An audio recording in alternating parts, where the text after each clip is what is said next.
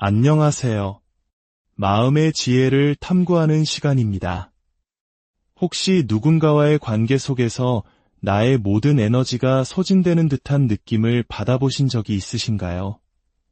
처음에는 세상 가장 특별한 사람처럼 다가왔지만 시간이 지날수록 그 사람의 기분을 맞추는 것이 내 삶의 전부가 되어버리고 나의 의견이나 감정은 점점 더 무시당하는 경험 말입니다. 그 관계가 끝난 후에도 마치 깊은 터널 속에 홀로 남겨진 것처럼 오랜 시간 동안 상처에서 헤어나오지 못하고 있다면 오늘 이 이야기가 당신에게 작은 등불이 되어줄 수 있을 것입니다.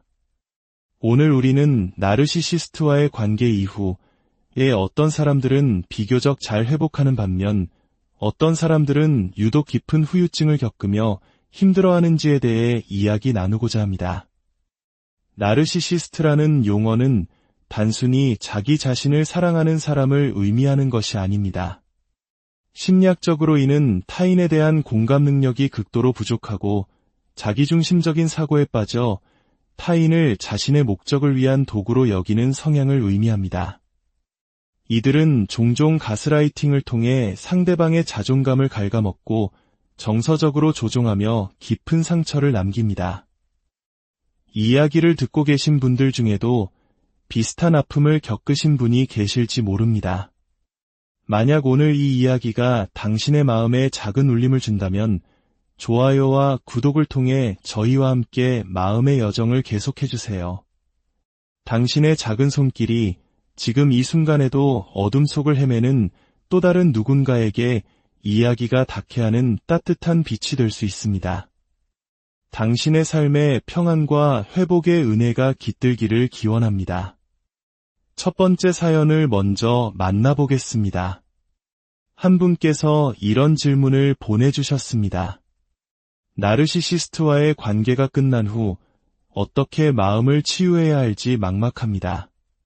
특히 다시는 그 누구와도 함께하고 싶지 않고 남은 인생을 평생 혼자 보내게 될 것만 같은 절망감이 저를 짓누릅니다. 제 주변 친구들은 힘든 이별을 겪고도 잘 회복해서 새로운 삶을 살아가는데 왜 저만 유독 앞으로 나아가지 못하는 걸까요? 이 사연 속에서 우리는 깊은 무력감과 절망을 느낄 수 있습니다. 특히 마지막 문장, 왜 저만 앞으로 나아가지 못하는 걸까요? 라는 질문은 스스로를 자책하며 더 깊은 수렁으로 빠져들게 만드는 위험한 생각이기도 합니다. 저는 이 사연을 읽으며 한 단어에 주목했습니다. 바로 못한다 라는 단어입니다. 나는 회복할 수 없다. 나는 앞으로 나아가지 못한다.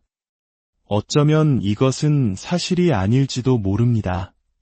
저는 이 문장을 이렇게 바꿔보고 싶습니다. 나는 아직 회복할 준비가 되지 않았다 라고 말입니다. 못한다는 것은 가능성이 완전히 닫힌 절망의 언어이지만 아직이라는 단어 속에는 시간과 가능성이 담겨 있습니다. 나르시시스트와의 관계는 단순한 이별이 아닙니다. 그것은 나의 자아와 영혼이 깊이 침식당하는 경험입니다. 이런 깊은 상처를 겪은 후에 스스로에게 회복을 위한 충분한 시간을 허락하는 것은 너무나도 중요합니다. 이것은 마치 큰 수술을 받은 환자가 재활치료를 통해 서서히 몸을 회복시켜 나가는 과정과 같습니다. 조급해할 필요가 없습니다. 이러한 관계의 종결 후에 우리가 겪게 되는 심리적 과정을 애도 과정이라고 부릅니다. 보통 애도는 누군가의 죽음 이후에만 겪는다고 생각하지만 내 삶의 큰 부분을 차지했던 관계의 죽음, 내가 꿈꿨던 미래의 죽음 앞에서도 우리는 깊은 애도를 경험하게 됩니다. 이 애도 과정에는 보편적으로 5가지 단계가 있습니다. 첫 번째 단계는 부정입니다. 이럴 리가 없어. 뭔가 오해가 있었을 거야. 이렇게 현실을 받아들이지 못하는 단계입니다. 내가 쏟아부었던 시간과 노력, 사랑이 모두 허상이었다는 사실을 인정하기란 결코 쉽지 않습니다. 그동안의 모든 일이 말이 되지 않는다고 느끼며 혼란스러워하는 시기입니다. 두 번째 단계는 분노입니다. 어떻게 나에게 이럴 수 있어? 현실을 조금씩 인지하기 시작하면서 그동안 억눌려왔던 감정들이 분노의 형태로 터져나옵니다. 상대방에 대한 분노일 수도 있고, 그런 관계를 끊어내지 못했던 자기 자신에 대한 분노일 수도 있습니다. 이 분노는 결코 나쁜 것이 아닙니다. 오히려 나의 자아를 보호하려는 건강한 신호일 수 있습니다. 나는 존중받아야 할 사람이라는 내면의 외침이기 때문입니다. 세 번째 단계는 타협입니다. 만약 내가 그때 조금만 더 참았더라면, 내가 이렇게 행동했다면 결과가 달라졌을까? 수많은 만약을 떠올리며 과거를 바꾸려는 시도를 하는 단계입니다. 어떻게든 이 고통스러운 상황에서 벗어나 행복해질 방법을 찾아 헤매는 과정입니다. 네 번째 단계는 우울입니다. 더 이상 현실을 부정할 수도, 분노할 힘도, 타협할 여지도 없다고 느낄 때 깊은 상실감과 무기력이 찾아옵니다. 미래에 대한 희망이 보이지 않고 세상에 홀로 남겨진 듯한 깊은 외로움을 느끼는 시기입니다. 이 우울감을 회피하거나 숨기려 하지 마세요. 충분히 슬퍼하고 아파하는 시간을 갖는 것이 중요합니다. 그리고 마지막 다섯 번째 단계가 바로 수용입니다. 일어난 일은 일어난 일이다. 그것이 현실이다. 이 단계는 과거를 잊거나 상처가 완전히 사라졌다는 의미가 아닙니다. 그 상처와 경험이 내 삶의 일부였음을 인정하고 그 경험을 통해 내가 무엇을 배웠는지를 돌아보며 새로운 삶의 방향을 설정해 나가는 단계입니다. 이 다섯 단계는 순서대로 나타나지 않을 수도 있고 여러 단계가 동시에 느껴지거나 특정 단계에 오래 머물 수도 있습니다. 사람마다 회복의 속도는 모두 다릅니다. 중요한 것은 지금 당신이 느끼는 혼란스러운 감정들이 지극히 정상적인 과정이라는 것을 이해하고 스스로에게 충분한 시간과 인내심을 허락하는 것입니다. 이어서 두 번째 질문을 살펴보겠습니다. 첫 번째 질문보다 한 걸음 더 나아간 회복의 가능성을 묻는 질문입니다. 어릴 적부터 타인의 기분을 살피고 맞추는 데 익숙한 소위 동반이존적 성향을 갖도록 키워진 사람이 훗날 건강한 경계선을 가진 공감 능력 있는 리더로 성장하는 것이 가능할까요? 정말 중요한 질문입니다. 여기서 동반이존이라는 개념을 짚고 넘어갈 필요가 있습니다. 의존이 타인에게 기분이나 방향을 맡기는 것이라면 동반이존은 한 걸음 더 나아가 내 삶의 행복과 불행, 나의 가치 전체를 타인의 손에 온전히 맡겨버리는 상태를 의미합니다. 상대방의 문제를 해결해 주어야만 내 존재 가치를 느끼고 상대방의 기분에 따라 내 하루가 천국과 지옥을 오갑니다. 많은 경우 나르시시스트에게 끌리고 그 관계에서 쉽게 벗어나지 못하는 사람들은 이러한 동반이존적 성향을 가진 경우가 많습니다. 나의 정체성을 타인을 통해 확인하려 하기 때문에 나를 조종하고 통제하려는 나르시시스트의 먹잇감이 되기 쉬운 것입니다. 하지만 질문에서처럼 이러한 과거를 딛고 건강한 리더로 성장하는 것은 분명히 가능합니다. 그 변화의 시작은 바로 자기 정의에서 출발합니다. 나에게 상처를 준 그 사람이 나에 대해 내렸던 모든 부정적인 평가와 결론들은 그들 자신의 결함과 이기적인 시선이 투영된 결과물일 뿐이라는 사실을 깨닫는 것입니다. 나라는 사람을 정의할 권리는 오직 나에게만 있습니다. 다른 사람이 나를 어떻게 생각하는지가 아니라 나는 어떤 사람이 되고 싶은가 를 스스로에게 묻는 것이 중요합니다. 나의 가치관, 나의 신념, 내가 중요하게 생각하는 것들을 하나씩 다시 세워나가는 과정입니다. 이것이 바로 건강한 경계선을 만드는 기초공사입니다. 여기까지는 당신이 들어올 수 있지만 이 선은 넘을 수 없습니다라고 스스로와 타인에게 선언하는 것입니다. 이제 절망 속에서 희망을 발견한 한 분의 감동적인 이야기를 나누며 오늘 이야기를 마무리하려 합니다. 이 편지는 우리 모두에게 큰 용기를 줄 것입니다. 저는 올해 72세의 여성입니다.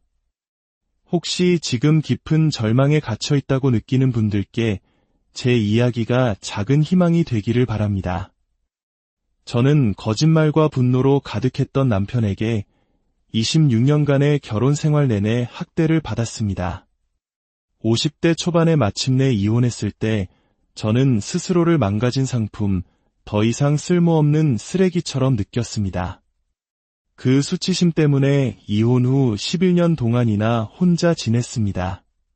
하지만 주변 친구들의 끊임없는 격려 덕분에 저는 아주 조금씩 껍질을 깨고 세상 밖으로 나오기 시작했습니다. 그리고 마침내 저처럼 아픈 이혼의 경험을 가진 한 남자를 만나 재혼하게 되었습니다. 우리는 서로에게 가장 안전한 피난처가 되어주고 있습니다. 여러분, 희망은 분명히 있습니다. 스스로에게 인내심을 가지세요. 그리고 절대로 자기 자신을 포기하지 마세요. 이분의 이야기는 우리에게 많은 것을 말해줍니다. 11년이라는 시간. 어쩌면 누군가에게는 너무나 길고 헛된 시간처럼 보일지 모릅니다. 하지만 그 시간은 결코 낭비된 시간이 아니었습니다. 자신의 상처를 깊이 들여다보고 객관성을 회복하며 진정한 자신이 누구인지, 어떤 가치를 지키며 살아갈 것인지를 깨닫는 소중한 성찰의 시간이었습니다. 어떤 사람들은 나는 할 수 없어라는 단어에 갇혀 평생을 분노와 억울함 속에서 살아갑니다. 하지만 저는 이야기를 듣는 당신만큼은 이렇게 말할 수 있기를 바랍니다. 나는 할 수 있어. 시간이 좀 걸릴지도 몰라. 저 편지의 주인공처럼 되기까지 얼마나 걸릴지는 아직 모르겠어. 하지만 분명한 건 나도 그곳에 닿을 수 있다는 거야. 나르시시스트와의 관계에서 벗어나는 것은 사막을 건너는 것과 같은 고된 여정일 수 있습니다. 하지만 그 사막의 끝에는 분명 새로운 삶이라는 오아시스가 당신을 기다리고 있습니다. 혼자서 이 모든 과정을 감당하기 어렵다면 주저하지 말고 전문가의 도움이나 신뢰할 수 있는 사람들의 지지를 구하세요. 당신은 결코 혼자가 아닙니다. 오늘 이 이야기가 당신의 지친 마음에 작은 위로와 함께 앞으로 나아갈 용기를 주었기를 진심으로 바랍니다. 당신의 모든 발걸음 위에 평화와 치유의 빛이 함께하기를. 안녕하세요. 마음의 지혜를 탐구하는 시간입니다. 혹시 누군가와의 관계 속에서 나의 모든 에너지가 소진되는 듯한 느낌을 받아보신 적이 있으신가요?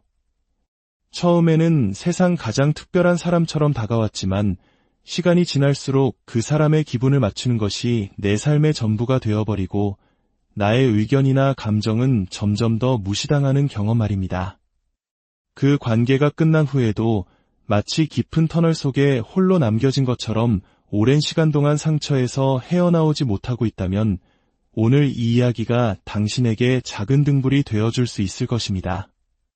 오늘 우리는 나르시시스트와의 관계 이후에 어떤 사람들은 비교적 잘 회복하는 반면 어떤 사람들은 유독 깊은 후유증을 겪으며 힘들어하는지에 대해 이야기 나누고자 합니다. 나르시시스트라는 용어는 단순히 자기 자신을 사랑하는 사람을 의미하는 것이 아닙니다.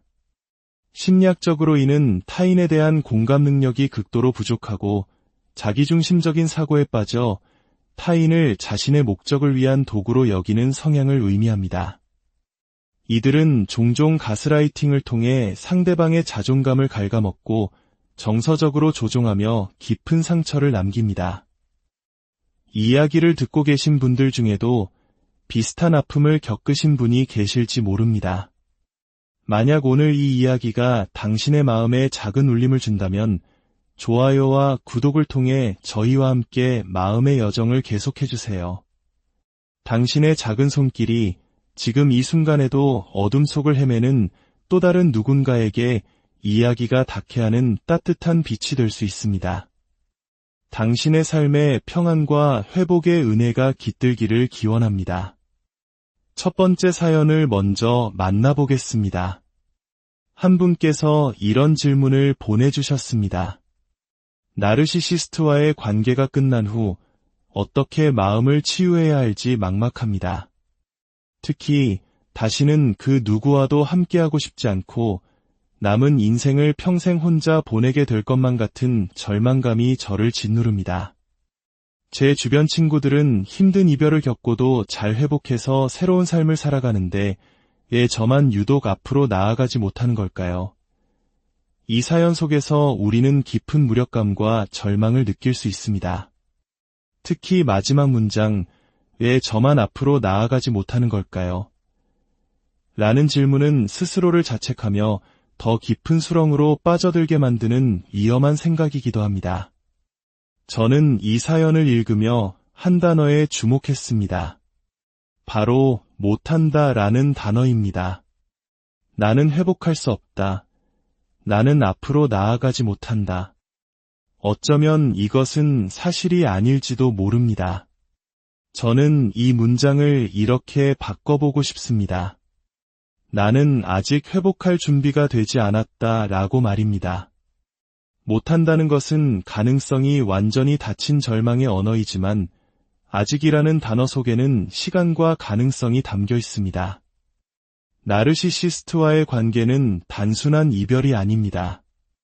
그것은 나의 자아와 영혼이 깊이 침식당하는 경험입니다. 이런 깊은 상처를 겪은 후에 스스로에게 회복을 위한 충분한 시간을 허락하는 것은 너무나도 중요합니다. 이것은 마치 큰 수술을 받은 환자가 재활치료를 통해 서서히 몸을 회복시켜 나가는 과정과 같습니다. 조급해할 필요가 없습니다. 이러한 관계의 종결 후에 우리가 겪게 되는 심리적 과정을 애도 과정이라고 부릅니다.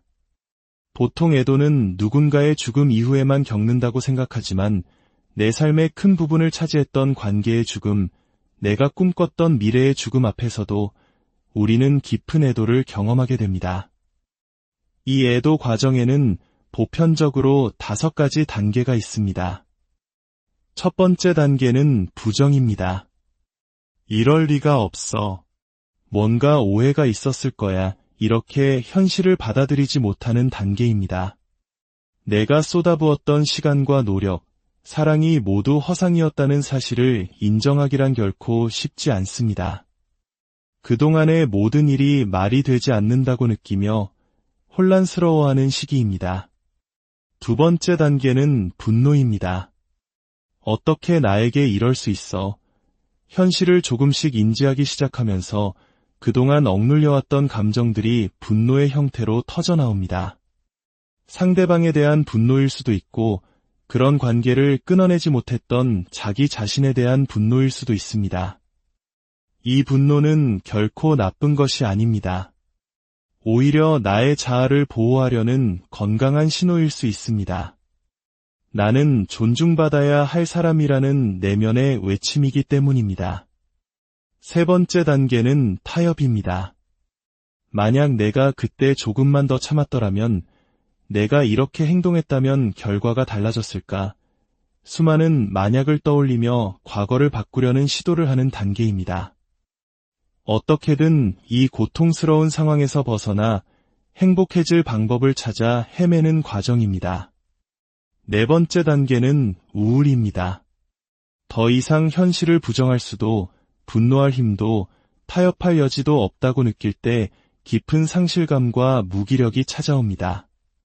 미래에 대한 희망이 보이지 않고 세상에 홀로 남겨진 듯한 깊은 외로움을 느끼는 시기입니다. 이 우울감을 회피하거나 숨기려 하지 마세요. 충분히 슬퍼하고 아파하는 시간을 갖는 것이 중요합니다. 그리고 마지막 5번째 단계가 바로 수용입니다. 일어난 일은 일어난 일이다. 그것이 현실이다. 이 단계는 과거를 잊거나 상처가 완전히 사라졌다는 의미가 아닙니다.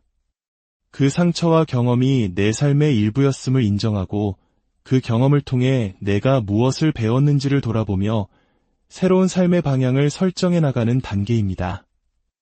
이 5단계는 순서대로 나타나지 않을 수도 있고 여러 단계가 동시에 느껴지거나 특정 단계에 오래 머물 수도 있습니다. 사람마다 회복의 속도는 모두 다릅니다. 중요한 것은 지금 당신이 느끼는 혼란스러운 감정들이 지극히 정상적인 과정이라는 것을 이해하고 스스로에게 충분한 시간과 인내심을 허락하는 것입니다.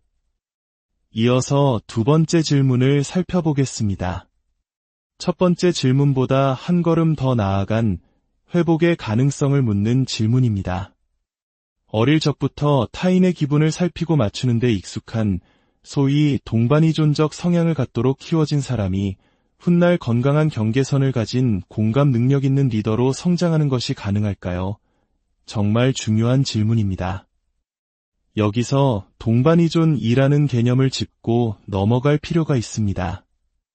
의존이 타인에게 기분이나 방향을 맡기는 것이라면 동반이존은 한 걸음 더 나아가 내 삶의 행복과 불행, 나의 가치 전체를 타인의 손에 온전히 맡겨버리는 상태를 의미합니다.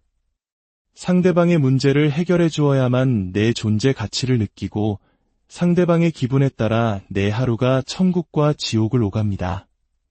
많은 경우 나르시시스트에게 끌리고 그 관계에서 쉽게 벗어나지 못하는 사람들은 이러한 동반이존적 성향을 가진 경우가 많습니다. 나의 정체성을 타인을 통해 확인하려 하기 때문에 나를 조종하고 통제하려는 나르시시스트의 먹잇감이 되기 쉬운 것입니다. 하지만 질문에서처럼 이러한 과거를 딛고 건강한 리더로 성장하는 것은 분명히 가능합니다. 그 변화의 시작은 바로 자기 정의에서 출발합니다. 나에게 상처를 준 그 사람이 나에 대해 내렸던 모든 부정적인 평가와 결론들은 그들 자신의 결함과 이기적인 시선이 투영된 결과물일 뿐이라는 사실을 깨닫는 것입니다. 나라는 사람을 정의할 권리는 오직 나에게만 있습니다. 다른 사람이 나를 어떻게 생각하는지가 아니라 나는 어떤 사람이 되고 싶은가 를 스스로에게 묻는 것이 중요합니다. 나의 가치관, 나의 신념, 내가 중요하게 생각하는 것들을 하나씩 다시 세워나가는 과정입니다. 이것이 바로 건강한 경계선을 만드는 기초공사입니다. 여기까지는 당신이 들어올 수 있지만 이 선은 넘을 수 없습니다라고 스스로와 타인에게 선언하는 것입니다. 이제 절망 속에서 희망을 발견한 한 분의 감동적인 이야기를 나누며 오늘 이야기를 마무리하려 합니다. 이 편지는 우리 모두에게 큰 용기를 줄 것입니다. 저는 올해 72세의 여성입니다. 혹시 지금 깊은 절망에 갇혀 있다고 느끼는 분들께 제 이야기가 작은 희망이 되기를 바랍니다. 저는 거짓말과 분노로 가득했던 남편에게 26년간의 결혼 생활 내내 학대를 받았습니다. 50대 초반에 마침내 이혼했을 때 저는 스스로를 망가진 상품, 더 이상 쓸모없는 쓰레기처럼 느꼈습니다.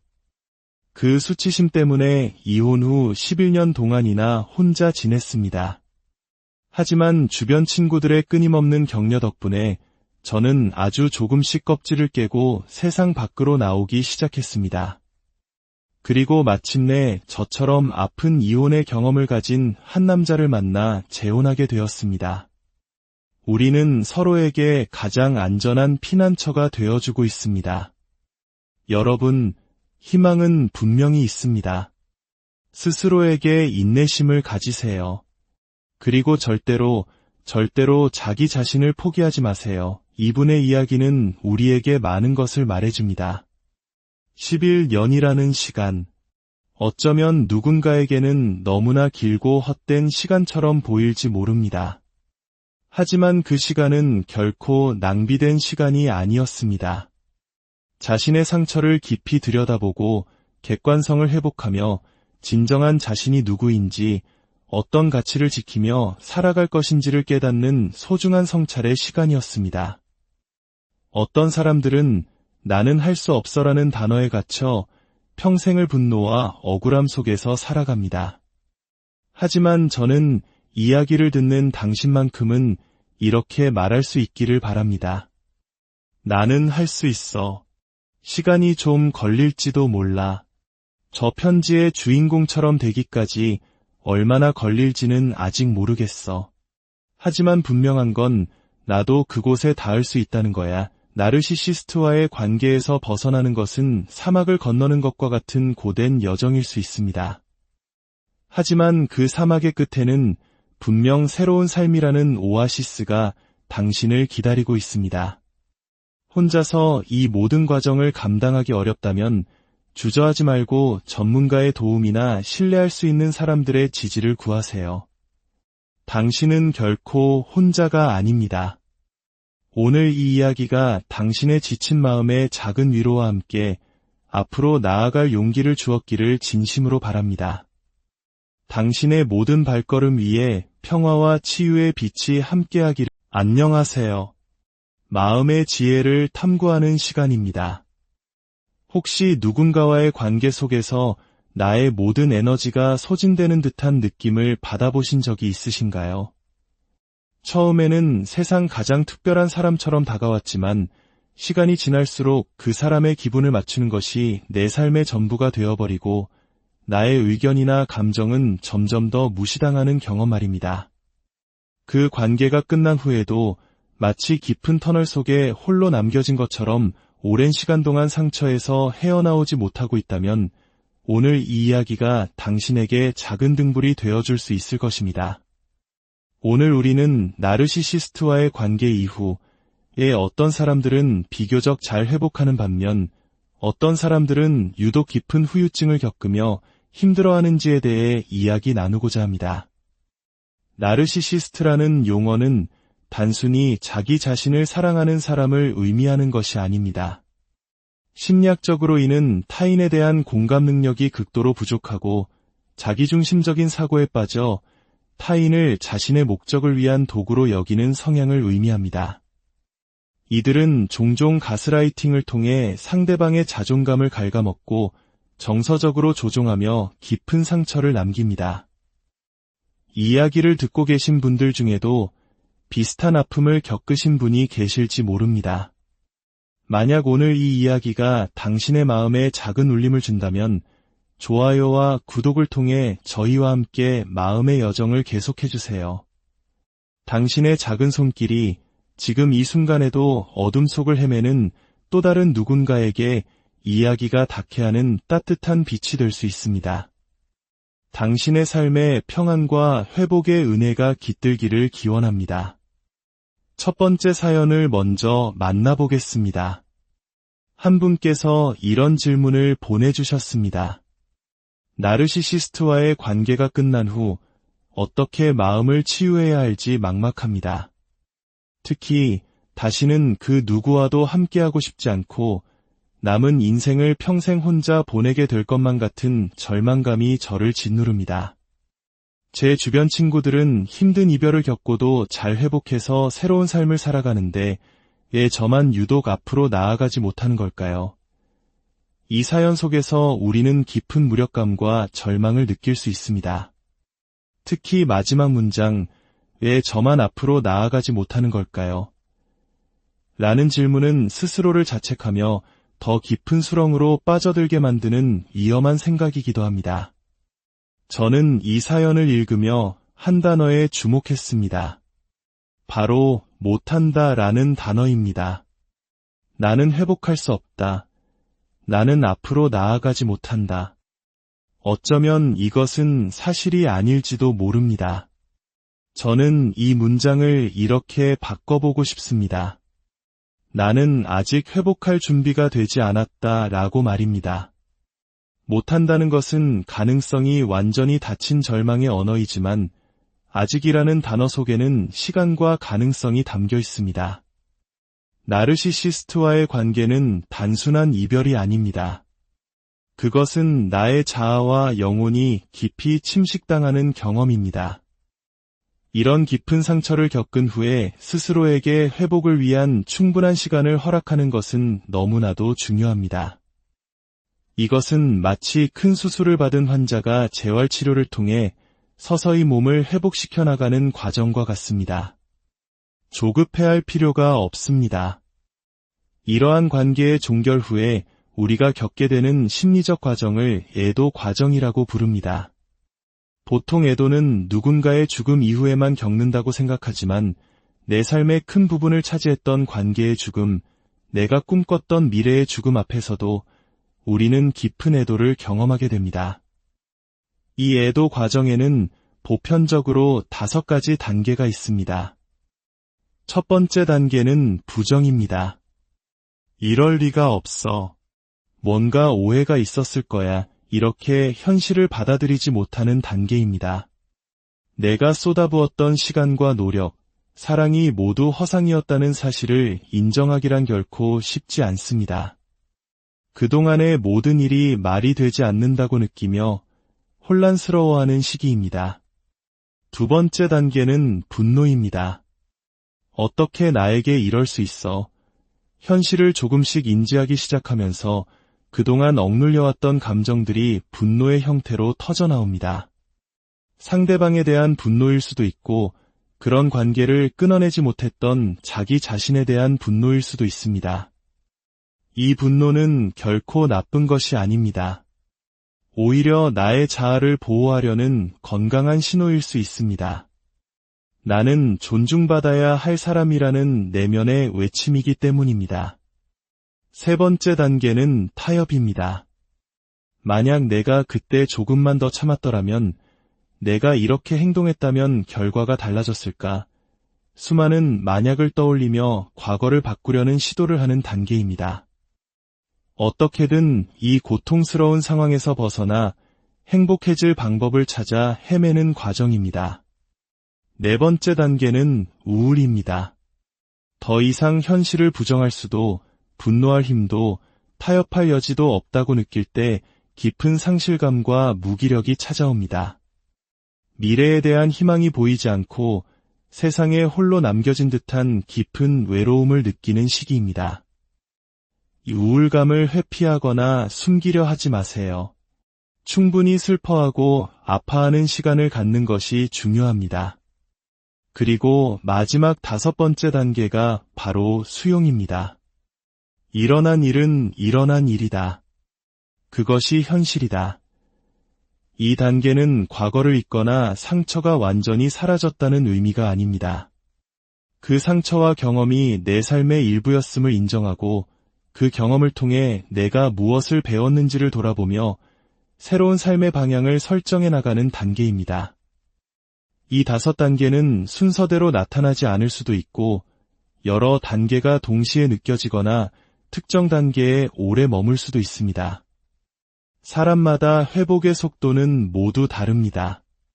중요한 것은 지금 당신이 느끼는 혼란스러운 감정들이 지극히 정상적인 과정이라는 것을 이해하고 스스로에게 충분한 시간과 인내심을 허락하는 것입니다. 이어서 두 번째 질문을 살펴보겠습니다. 첫 번째 질문보다 한 걸음 더 나아간 회복의 가능성을 묻는 질문입니다. 어릴 적부터 타인의 기분을 살피고 맞추는 데 익숙한 소위 동반이존적 성향을 갖도록 키워진 사람이 훗날 건강한 경계선을 가진 공감 능력 있는 리더로 성장하는 것이 가능할까요? 정말 중요한 질문입니다. 여기서 동반이존이라는 개념을 짚고 넘어갈 필요가 있습니다. 의존이 타인에게 기분이나 방향을 맡기는 것이라면 동반이존은 한 걸음 더 나아가 내 삶의 행복과 불행, 나의 가치 전체를 타인의 손에 온전히 맡겨버리는 상태를 의미합니다. 상대방의 문제를 해결해 주어야만 내 존재 가치를 느끼고 상대방의 기분에 따라 내 하루가 천국과 지옥을 오갑니다. 많은 경우 나르시시스트에게 끌리고 그 관계에서 쉽게 벗어나지 못하는 사람들은 이러한 동반이존적 성향을 가진 경우가 많습니다. 나의 정체성을 타인을 통해 확인하려 하기 때문에 나를 조종하고 통제하려는 나르시시스트의 먹잇감이 되기 쉬운 것입니다. 하지만 질문에서처럼 이러한 과거를 딛고 건강한 리더로 성장하는 것은 분명히 가능합니다. 그 변화의 시작은 바로 자기 정의에서 출발합니다. 나에게 상처를 준 그 사람이 나에 대해 내렸던 모든 부정적인 평가와 결론들은 그들 자신의 결함과 이기적인 시선이 투영된 결과물일 뿐이라는 사실을 깨닫는 것입니다. 나라는 사람을 정의할 권리는 오직 나에게만 있습니다. 다른 사람이 나를 어떻게 생각하는지가 아니라 나는 어떤 사람이 되고 싶은가를 스스로에게 묻는 것이 중요합니다. 나의 가치관, 나의 신념, 내가 중요하게 생각하는 것들을 하나씩 다시 세워나가는 과정입니다. 이것이 바로 건강한 경계선을 만드는 기초공사입니다. 여기까지는 당신이 들어올 수 있지만 이 선은 넘을 수 없습니다라고 스스로와 타인에게 선언하는 것입니다. 이제 절망 속에서 희망을 발견한 한 분의 감동적인 이야기를 나누며 오늘 이야기를 마무리하려 합니다. 이 편지는 우리 모두에게 큰 용기를 줄 것입니다. 저는 올해 72세의 여성입니다. 혹시 지금 깊은 절망에 갇혀 있다고 느끼는 분들께 제 이야기가 작은 희망이 되기를 바랍니다. 저는 거짓말과 분노로 가득했던 남편에게 26년간의 결혼 생활 내내 학대를 받았습니다. 50대 초반에 마침내 이혼했을 때 저는 스스로를 망가진 상품, 더 이상 쓸모없는 쓰레기처럼 느꼈습니다. 그 수치심 때문에 이혼 후 11년 동안이나 혼자 지냈습니다.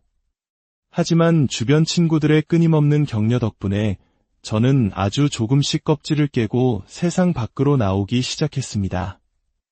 그리고 마침내 저처럼 아픈 이혼의 경험을 가진 한 남자를 만나 재혼하게 되었습니다. 우리는 서로에게 가장 안전한 피난처가 되어주고 있습니다. 여러분, 희망은 분명히 있습니다. 스스로에게 인내심을 가지세요.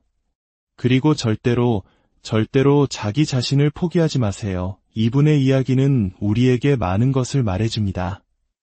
11년이라는 시간. 어쩌면 누군가에게는 너무나 길고 헛된 시간처럼 보일지 모릅니다. 하지만 그 시간은 결코 낭비된 시간이 아니었습니다.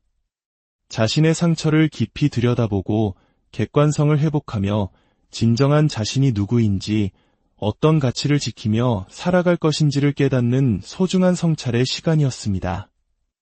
어떤 사람들은 나는 할 수 없어라는 단어에 갇혀 평생을 분노와 억울함 속에서 살아갑니다. 하지만 저는 이야기를 듣는 당신만큼은 이렇게 말할 수 있기를 바랍니다. 나는 할 수 있어. 시간이 좀 걸릴지도 몰라. 저 편지의 주인공처럼 되기까지 얼마나 걸릴지는 아직 모르겠어. 하지만 분명한 건 나도 그곳에 닿을 수 있다는 거야. 나르시시스트와의 관계에서 벗어나는 것은 사막을 건너는 것과 같은 고된 여정일 수 있습니다. 하지만 그 사막의 끝에는 분명 새로운 삶이라는 오아시스가 당신을 기다리고 있습니다. 혼자서 이 모든 과정을 감당하기 어렵다면 주저하지 말고 전문가의 도움이나 신뢰할 수 있는 사람들의 지지를 구하세요. 당신은 결코 혼자가 아닙니다. 오늘 이 이야기가 당신의 지친 마음에 작은 위로와 함께 앞으로 나아갈 용기를 주었기를 진심으로 바랍니다. 당신의 모든 발걸음 위에 평화와 치유의 빛이 함께하기를. 안녕하세요. 마음의 지혜를 탐구하는 시간입니다. 혹시 누군가와의 관계 속에서 나의 모든 에너지가 소진되는 듯한 느낌을 받아보신 적이 있으신가요? 처음에는 세상 가장 특별한 사람처럼 다가왔지만 시간이 지날수록 그 사람의 기분을 맞추는 것이 내 삶의 전부가 되어버리고 나의 의견이나 감정은 점점 더 무시당하는 경험 말입니다. 그 관계가 끝난 후에도 마치 깊은 터널 속에 홀로 남겨진 것처럼 오랜 시간 동안 상처에서 헤어나오지 못하고 있다면 오늘 이 이야기가 당신에게 작은 등불이 되어줄 수 있을 것입니다. 오늘 우리는 나르시시스트와의 관계 이후에 어떤 사람들은 비교적 잘 회복하는 반면 어떤 사람들은 유독 깊은 후유증을 겪으며 힘들어하는지에 대해 이야기 나누고자 합니다. 나르시시스트라는 용어는 단순히 자기 자신을 사랑하는 사람을 의미하는 것이 아닙니다. 심리학적으로 이는 타인에 대한 공감 능력이 극도로 부족하고 자기중심적인 사고에 빠져 타인을 자신의 목적을 위한 도구로 여기는 성향을 의미합니다. 이들은 종종 가스라이팅을 통해 상대방의 자존감을 갉아먹고 정서적으로 조종하며 깊은 상처를 남깁니다. 이 이야기를 듣고 계신 분들 중에도 비슷한 아픔을 겪으신 분이 계실지 모릅니다. 만약 오늘 이 이야기가 당신의 마음에 작은 울림을 준다면 좋아요와 구독을 통해 저희와 함께 마음의 여정을 계속해주세요. 당신의 작은 손길이 지금 이 순간에도 어둠 속을 헤매는 또 다른 누군가에게 이야기가 닿게 하는 따뜻한 빛이 될 수 있습니다. 당신의 삶에 평안과 회복의 은혜가 깃들기를 기원합니다. 첫 번째 사연을 먼저 만나보겠습니다. 한 분께서 이런 질문을 보내주셨습니다. 나르시시스트와의 관계가 끝난 후 어떻게 마음을 치유해야 할지 막막합니다. 특히 다시는 그 누구와도 함께하고 싶지 않고 남은 인생을 평생 혼자 보내게 될 것만 같은 절망감이 저를 짓누릅니다. 제 주변 친구들은 힘든 이별을 겪고도 잘 회복해서 새로운 삶을 살아가는데 왜 저만 유독 앞으로 나아가지 못하는 걸까요? 이 사연 속에서 우리는 깊은 무력감과 절망을 느낄 수 있습니다. 특히 마지막 문장, 왜 저만 앞으로 나아가지 못하는 걸까요? 라는 질문은 스스로를 자책하며 더 깊은 수렁으로 빠져들게 만드는 위험한 생각이기도 합니다. 저는 이 사연을 읽으며 한 단어에 주목했습니다. 바로 못한다 라는 단어입니다. 나는 회복할 수 없다. 나는 앞으로 나아가지 못한다. 어쩌면 이것은 사실이 아닐지도 모릅니다. 저는 이 문장을 이렇게 바꿔보고 싶습니다. 나는 아직 회복할 준비가 되지 않았다 라고 말입니다. 못한다는 것은 가능성이 완전히 닫힌 절망의 언어이지만 아직이라는 단어 속에는 시간과 가능성이 담겨 있습니다. 나르시시스트와의 관계는 단순한 이별이 아닙니다. 그것은 나의 자아와 영혼이 깊이 침식당하는 경험입니다. 이런 깊은 상처를 겪은 후에 스스로에게 회복을 위한 충분한 시간을 허락하는 것은 너무나도 중요합니다. 이것은 마치 큰 수술을 받은 환자가 재활치료를 통해 서서히 몸을 회복시켜 나가는 과정과 같습니다. 조급해할 필요가 없습니다. 이러한 관계의 종결 후에 우리가 겪게 되는 심리적 과정을 애도 과정이라고 부릅니다. 보통 애도는 누군가의 죽음 이후에만 겪는다고 생각하지만 내 삶의 큰 부분을 차지했던 관계의 죽음, 내가 꿈꿨던 미래의 죽음 앞에서도 우리는 깊은 애도를 경험하게 됩니다. 이 애도 과정에는 보편적으로 5가지 단계가 있습니다. 첫 번째 단계는 부정입니다. 이럴 리가 없어. 뭔가 오해가 있었을 거야. 이렇게 현실을 받아들이지 못하는 단계입니다. 내가 쏟아부었던 시간과 노력, 사랑이 모두 허상이었다는 사실을 인정하기란 결코 쉽지 않습니다. 그동안의 모든 일이 말이 되지 않는다고 느끼며 혼란스러워하는 시기입니다. 두 번째 단계는 분노입니다. 어떻게 나에게 이럴 수 있어? 현실을 조금씩 인지하기 시작하면서 그동안 억눌려왔던 감정들이 분노의 형태로 터져나옵니다. 상대방에 대한 분노일 수도 있고 그런 관계를 끊어내지 못했던 자기 자신에 대한 분노일 수도 있습니다. 이 분노는 결코 나쁜 것이 아닙니다. 오히려 나의 자아를 보호하려는 건강한 신호일 수 있습니다. 나는 존중받아야 할 사람이라는 내면의 외침이기 때문입니다. 세 번째 단계는 타협입니다. 만약 내가 그때 조금만 더 참았더라면, 내가 이렇게 행동했다면 결과가 달라졌을까? 수많은 만약을 떠올리며 과거를 바꾸려는 시도를 하는 단계입니다. 어떻게든 이 고통스러운 상황에서 벗어나 행복해질 방법을 찾아 헤매는 과정입니다. 네 번째 단계는 우울입니다.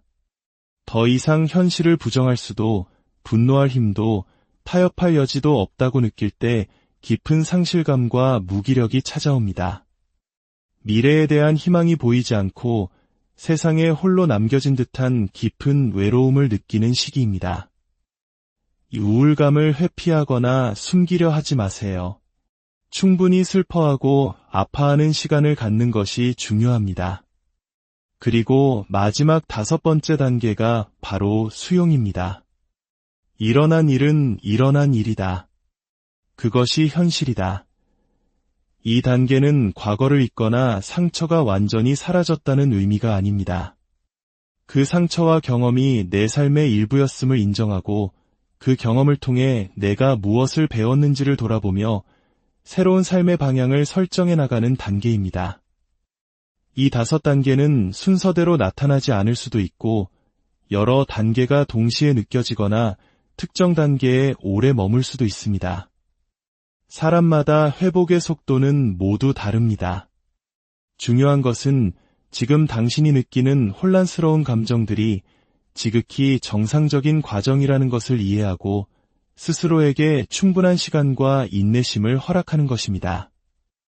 이어서 2번째 질문을 살펴보겠습니다. 첫 번째 질문보다 한 걸음 더 나아간 회복의 가능성을 묻는 질문입니다. 어릴 적부터 타인의 기분을 살피고 맞추는 데 익숙한 소위 동반이존적 성향을 갖도록 키워진 사람이 훗날 건강한 경계선을 가진 공감 능력 있는 리더로 성장하는 것이 가능할까요? 정말 중요한 질문입니다. 여기서 동반이존이라는 개념을 짚고 넘어갈 필요가 있습니다. 의존이 타인에게 기분이나 방향을 맡기는 것이라면 동반이존은 한 걸음 더 나아가 내 삶의 행복과 불행, 나의 가치 전체를 타인의 손에 온전히 맡겨버리는 상태를 의미합니다. 상대방의 문제를 해결해 주어야만 내 존재 가치를 느끼고 상대방의 기분에 따라 내 하루가 천국과 지옥을 오갑니다. 많은 경우 나르시시스트에게 끌리고 그 관계에서 쉽게 벗어나지 못하는 사람들은 이러한 동반이존적 성향을 가진 경우가 많습니다. 나의 정체성을 타인을 통해 확인하려 하기 때문에 나를 조종하고 통제하려는 나르시시스트의 먹잇감이 되기 쉬운 것입니다. 하지만 질문에서처럼 이러한 과거를 딛고 건강한 리더로 성장하는 것은 분명히 가능합니다. 그 변화의 시작은 바로 자기 정의에서 출발합니다.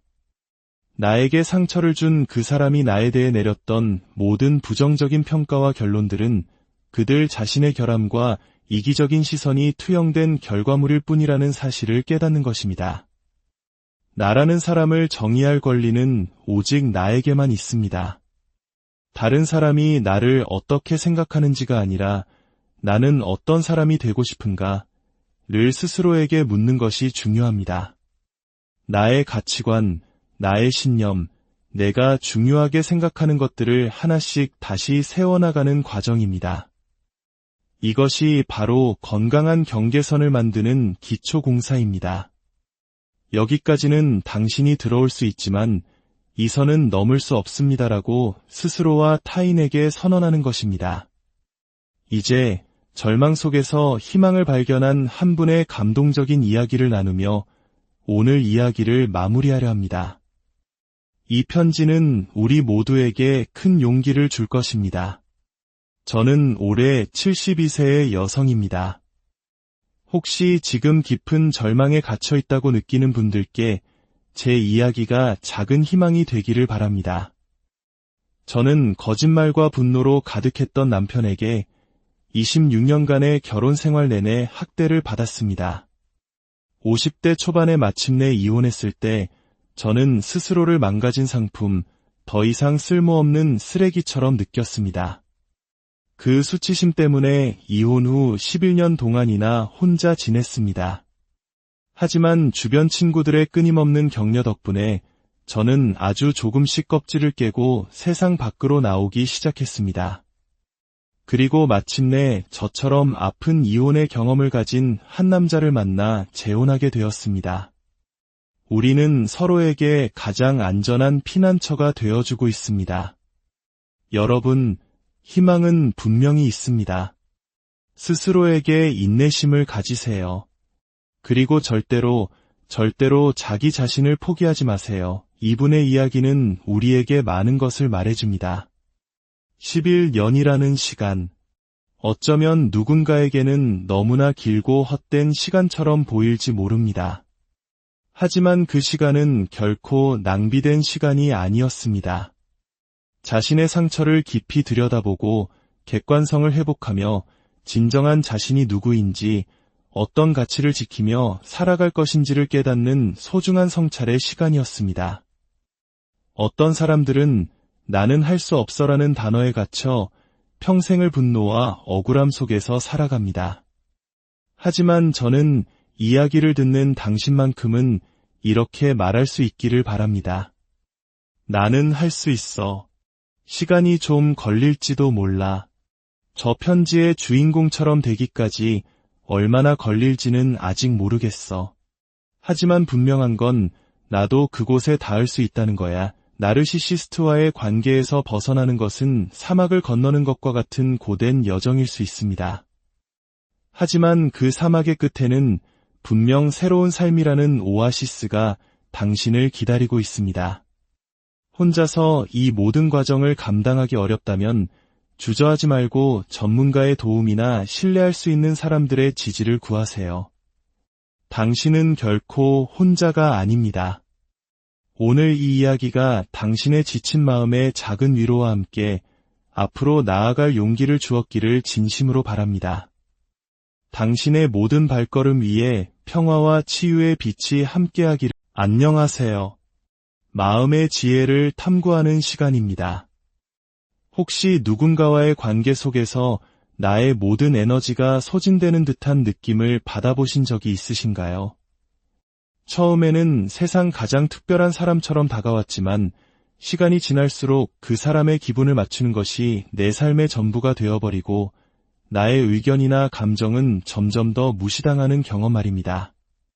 그 관계가 끝난 후에도 마치 깊은 터널 속에 홀로 남겨진 것처럼 오랜 시간 동안 상처에서 헤어나오지 못하고 있다면 오늘 이 이야기가 당신에게 작은 등불이 되어줄 수 있을 것입니다. 오늘 우리는 나르시시스트와의 관계 이후에 어떤 사람들은 비교적 잘 회복하는 반면 어떤 사람들은 유독 깊은 후유증을 겪으며 힘들어하는지에 대해 이야기 나누고자 합니다. 나르시시스트라는 용어는 단순히 자기 자신을 사랑하는 사람을 의미하는 것이 아닙니다. 심리학적으로 이는 타인에 대한 공감 능력이 극도로 부족하고 자기중심적인 사고에 빠져 타인을 자신의 목적을 위한 도구로 여기는 성향을 의미합니다. 이들은 종종 가스라이팅을 통해 상대방의 자존감을 갉아먹고 정서적으로 조종하며 깊은 상처를 남깁니다. 이야기를 듣고 계신 분들 중에도 비슷한 아픔을 겪으신 분이 계실지 모릅니다. 만약 오늘 이 이야기가 당신의 마음에 작은 울림을 준다면 좋아요와 구독을 통해 저희와 함께 마음의 여정을 계속해주세요. 당신의 작은 손길이 지금 이 순간에도 어둠 속을 헤매는 또 다른 누군가에게 이야기가 닿게 하는 따뜻한 빛이 될 수 있습니다. 당신의 삶에 평안과 회복의 은혜가 깃들기를 기원합니다. 첫 번째 사연을 먼저 만나보겠습니다. 한 분께서 이런 질문을 보내주셨습니다. 나르시시스트와의 관계가 끝난 후 어떻게 마음을 치유해야 할지 막막합니다. 특히 다시는 그 누구와도 함께하고 싶지 않고 남은 인생을 평생 혼자 보내게 될 것만 같은 절망감이 저를 짓누릅니다. 제 주변 친구들은 힘든 이별을 겪고도 잘 회복해서 새로운 삶을 살아가는데 왜 저만 유독 앞으로 나아가지 못하는 걸까요? 이 사연 속에서 우리는 깊은 무력감과 절망을 느낄 수 있습니다. 특히 마지막 문장, 왜 저만 앞으로 나아가지 못하는 걸까요? 라는 질문은 스스로를 자책하며 더 깊은 수렁으로 빠져들게 만드는 위험한 생각이기도 합니다. 저는 이 사연을 읽으며 한 단어에 주목했습니다. 바로 못한다 라는 단어입니다. 나는 회복할 수 없다. 나는 앞으로 나아가지 못한다. 어쩌면 이것은 사실이 아닐지도 모릅니다. 저는 이 문장을 이렇게 바꿔보고 싶습니다. 나는 아직 회복할 준비가 되지 않았다 라고 말입니다. 못한다는 것은 가능성이 완전히 닫힌 절망의 언어이지만 아직이라는 단어 속에는 시간과 가능성이 담겨 있습니다. 나르시시스트와의 관계는 단순한 이별이 아닙니다. 그것은 나의 자아와 영혼이 깊이 침식당하는 경험입니다. 이런 깊은 상처를 겪은 후에 스스로에게 회복을 위한 충분한 시간을 허락하는 것은 너무나도 중요합니다. 이것은 마치 큰 수술을 받은 환자가 재활치료를 통해 서서히 몸을 회복시켜 나가는 과정과 같습니다. 조급해할 필요가 없습니다. 이러한 관계의 종결 후에 우리가 겪게 되는 심리적 과정을 애도 과정이라고 부릅니다. 보통 애도는 누군가의 죽음 이후에만 겪는다고 생각하지만 내 삶의 큰 부분을 차지했던 관계의 죽음, 내가 꿈꿨던 미래의 죽음 앞에서도 우리는 깊은 애도를 경험하게 됩니다. 이 애도 과정에는 보편적으로 5가지 단계가 있습니다. 첫 번째 단계는 부정입니다. 이럴 리가 없어. 뭔가 오해가 있었을 거야. 이렇게 현실을 받아들이지 못하는 단계입니다. 내가 쏟아부었던 시간과 노력, 사랑이 모두 허상이었다는 사실을 인정하기란 결코 쉽지 않습니다. 그동안의 모든 일이 말이 되지 않는다고 느끼며 혼란스러워하는 시기입니다. 두 번째 단계는 분노입니다. 어떻게 나에게 이럴 수 있어? 현실을 조금씩 인지하기 시작하면서 그동안 억눌려왔던 감정들이 분노의 형태로 터져나옵니다. 상대방에 대한 분노일 수도 있고 그런 관계를 끊어내지 못했던 자기 자신에 대한 분노일 수도 있습니다. 이 분노는 결코 나쁜 것이 아닙니다. 오히려 나의 자아를 보호하려는 건강한 신호일 수 있습니다. 나는 존중받아야 할 사람이라는 내면의 외침이기 때문입니다. 세 번째 단계는 타협입니다. 만약 내가 그때 조금만 더 참았더라면, 내가 이렇게 행동했다면 결과가 달라졌을까? 수많은 만약을 떠올리며 과거를 바꾸려는 시도를 하는 단계입니다. 어떻게든 이 고통스러운 상황에서 벗어나 행복해질 방법을 찾아 헤매는 과정입니다. 네 번째 단계는 우울입니다. 더 이상 현실을 부정할 수도, 분노할 힘도, 타협할 여지도 없다고 느낄 때 깊은 상실감과 무기력이 찾아옵니다. 미래에 대한 희망이 보이지 않고 세상에 홀로 남겨진 듯한 깊은 외로움을 느끼는 시기입니다. 이 우울감을 회피하거나 숨기려 하지 마세요. 충분히 슬퍼하고 아파하는 시간을 갖는 것이 중요합니다. 그리고 마지막 5번째 단계가 바로 수용입니다. 일어난 일은 일어난 일이다. 그것이 현실이다. 이 단계는 과거를 잊거나 상처가 완전히 사라졌다는 의미가 아닙니다. 그 상처와 경험이 내 삶의 일부였음을 인정하고 그 경험을 통해 내가 무엇을 배웠는지를 돌아보며 새로운 삶의 방향을 설정해 나가는 단계입니다. 이 5단계는 순서대로 나타나지 않을 수도 있고 여러 단계가 동시에 느껴지거나 특정 단계에 오래 머물 수도 있습니다. 사람마다 회복의 속도는 모두 다릅니다. 중요한 것은 지금 당신이 느끼는 혼란스러운 감정들이 지극히 정상적인 과정이라는 것을 이해하고 스스로에게 충분한 시간과 인내심을 허락하는 것입니다. 이어서 두 번째 질문을 살펴보겠습니다. 첫 번째 질문보다 한 걸음 더 나아간 회복의 가능성을 묻는 질문입니다. 어릴 적부터 타인의 기분을 살피고 맞추는 데 익숙한 소위 동반이존적 성향을 갖도록 키워진 사람이 훗날 건강한 경계선을 가진 공감 능력 있는 리더로 성장하는 것이 가능할까요? 정말 중요한 질문입니다. 여기서 동반이존이라는 개념을 짚고 넘어갈 필요가 있습니다.